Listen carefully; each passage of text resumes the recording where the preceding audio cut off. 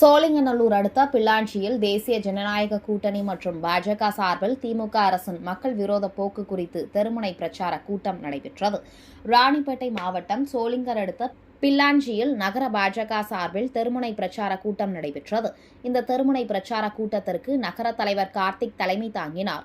சக்தி கேந்திரா பொறுப்பாளர் சுப்பிரமணி முன்னிலை வகித்தார். தெருமுனை பிரச்சாரத்திற்கு சிறப்பு அழைப்பாளராக தேசிய பிறமொழி பிரிவு மாவட்ட தலைவர் அமுதா பாண்டியன், தேசிய பிறமொழி பிரிவு சீனிவாசலு, வழக்கறிஞர்கள் சேகர், சீனிவாசலு, சக்தி கேந்திரா பொறுப்பாளர் கோமதி, அதிமுக நகர செயலாளர் வாசு, துணை செயலாளர் ரமாகோபி ஆகியோர் கலந்து கொண்டு சிறப்புரையாற்றினர். தெருமுனை பிரச்சாரத்தில் கிராமப்புற மக்களுக்கு வருவாய் ஏற்படுத்தும் விதமாக 100 நாள் வேலையை 125 நாட்களாக உயர்த்தியது, விவசாயிகளுக்கு ஊக்கத்தொகை வழங்குவது, பிரதம மந்திரியின் தொகுப்பு வீடு திட்டம் சிறப்பாக மத்திய அரசு செயல்படுத்தி வருவதாகவும், திமுக ஆட்சியில் பெண்களுக்கு எதிரான பாலியல் வன்கொடுமைகள், பாலியல் சீண்டல்கள், கொலை, கொள்ளை, வழிப்பறி, கல்மண் உள்ளிட்ட கனிம வளங்கள் திருட்டு, கஞ்சா மற்றும் போதைப் பொருட்களால் இளைஞர்கள் மற்றும் மாணவர்கள் சீரழிந்து வருகின்றனர்.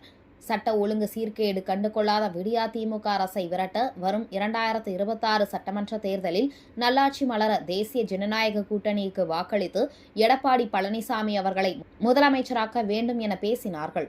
மேலும் தேசிய ஜனநாயக கூட்டணி கட்சி சார்பில் போட்டியிடும் அனைத்து வேட்பாளர்களையும் அதிக வாக்கு வித்தியாசத்தில் வெற்றி பெற செய்ய வேண்டும் என வலியுறுத்தினர்.